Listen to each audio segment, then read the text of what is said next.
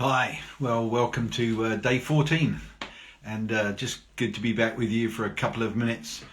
And before I jump on a Zoom, believe it or not, with a bunch of athletes, I'm not quite sure, whether I'm going to give them some help on their training or something like that. I don't know. No, I'm going to just share with them and encourage them. And I'm here with my trusty flip chart, but unfortunately, I haven't worked out how you flip it on Instagram. I can do it on everything else, but Instagram beats me. If anyone out there knows, just send me a message. Tell me how to flip so I can use my flip chart and flip so it's not backwards. That would be really, really helpful for me. So let me know if you can do that. And what I just wanted to talk very briefly about is think for yourself. One of the keys to breakthrough is to think for yourself. I think lots of us realize that, if we went to university or something like that, or although we might be studying a subject, what we were probably more importantly doing was kind of learning how to learn. And I think that's kind of in the same family, think for yourself. I came through, to be honest, an environment where I don't think I was particularly encouraged to think for myself church-wise. It felt like, the doctrine was preached from the front, and that was the way it was. And if you challenged it, you were a rebel. It's not about being a rebel, but it really is about thinking for ourselves. We need to do that. I love one of the phrases that I probably learnt first from Bill out at Bethel was, eat the meat, spit out the bones. And, I know that one of the things that he would sometimes do would be introduce somebody into our environment who might carry something that we wanted, but maybe there were some things we needed to work out for ourselves. And I remember very clearly an evening where that happened to me, and I was on the edge of serious offence.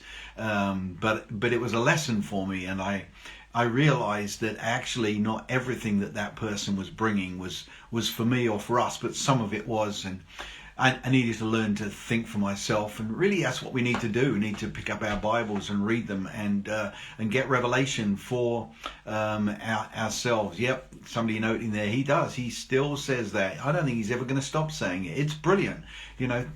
Eat the meat, spit out the bones. And it's really important that we do that.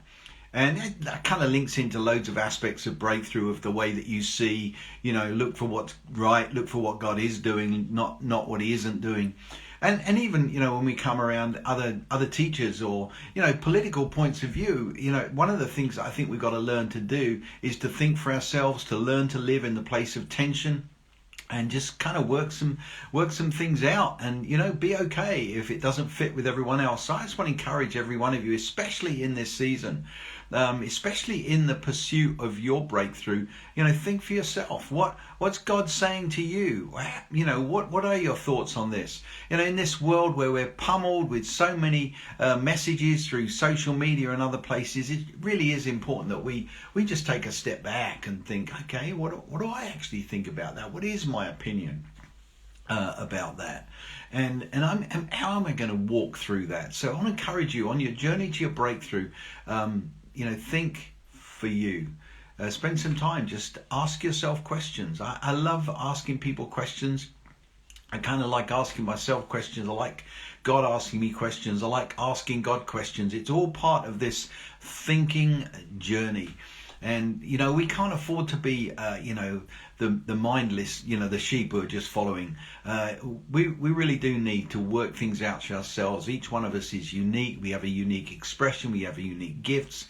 And it's really important that we take revelation, and we take what God's saying, and we take the word of God, and we take our experience, and we take our history with God, and we develop, what we think.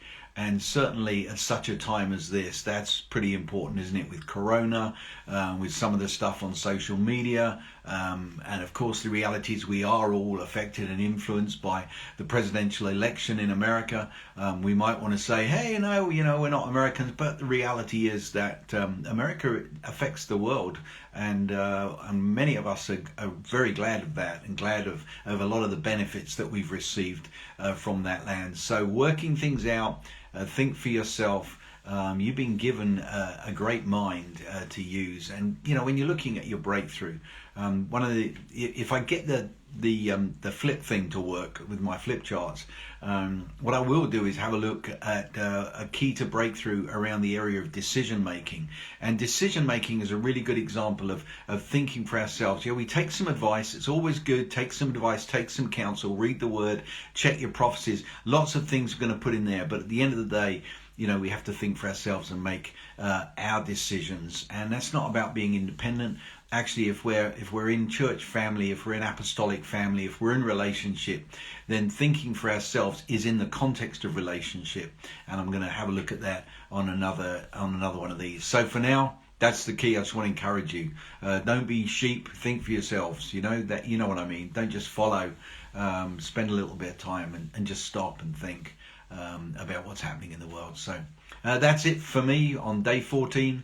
Have a great rest of the day, but I just encourage you, be brave and bold enough to think for yourself. I was told some things years ago that right now I think, gosh, what was I thinking that I agreed with that? But and it's not about being a crazy rebel. It's just about being in relationship with Jesus Christ, knowing that we have the mind of Christ, knowing that we're made in the image of God, and thinking for ourselves. So bless you guys. Have a great rest of your day, and I'll see you somewhere around this time tomorrow. Bye for now.